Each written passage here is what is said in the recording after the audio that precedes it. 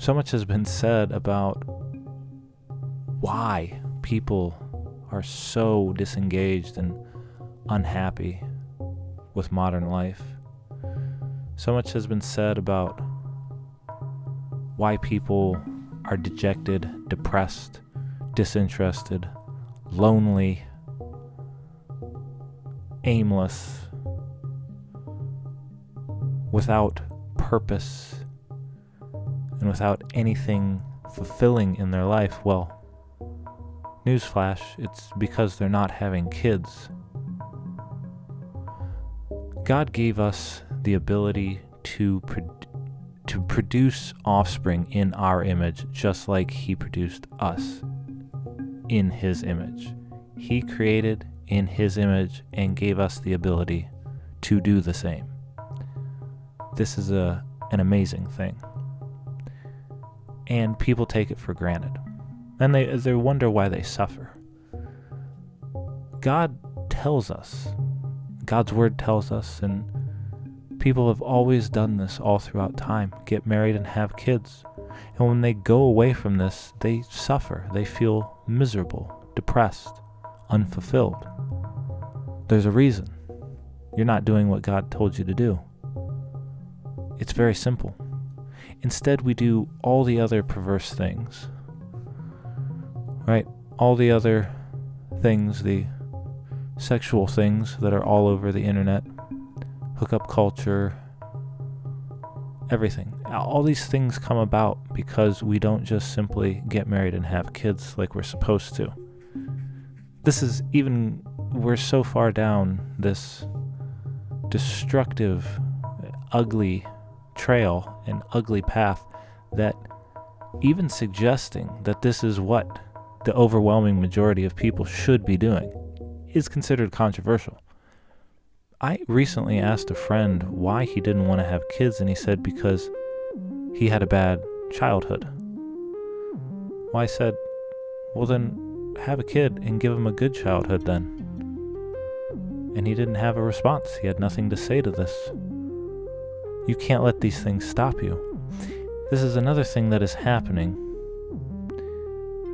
And letting these things stop you is part of the reason you're miserable.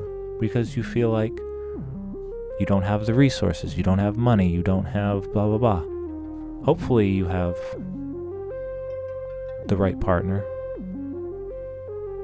I'm not advocating for you to just have kids with random people, but if we do things according to God's Word tells us the type of person to marry, the environment in which to marry them, that the marriage should be blessed by the church, and so on and so forth.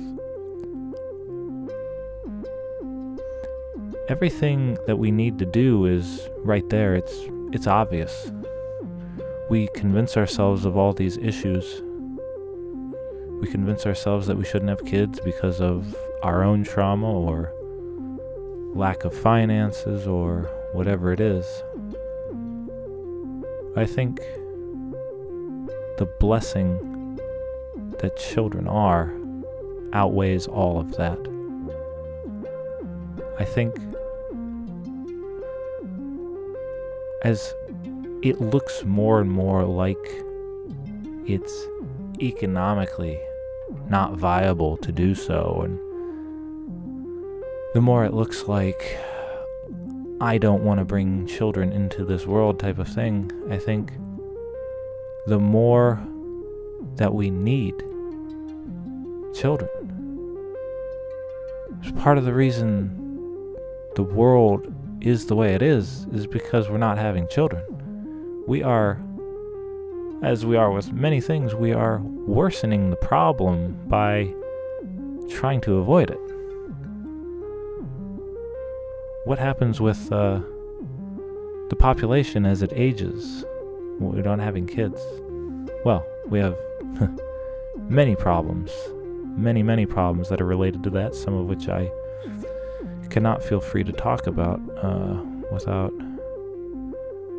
getting demonetized or whatnot, but we are inviting so many of these problems because we're afraid of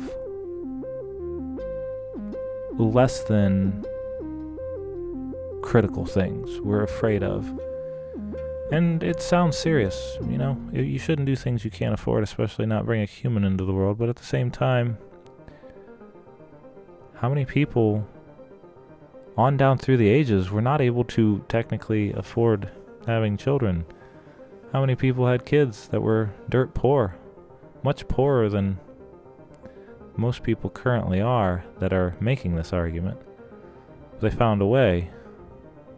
Isn't loving your child more important than being absolutely sure that you can provide them with every financial opportunity?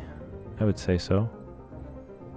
If you've ever met anybody who did have all the finances and none of the love, you'd probably agree that the love is more important.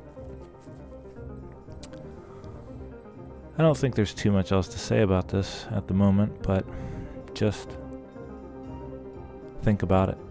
Think about the reasons that you're not having kids, or that you believe you don't want to have kids, and think about whether or not that's not just a kind of spiritual hurdle, that you're not letting some type of fear drive you away from what God has told you to do.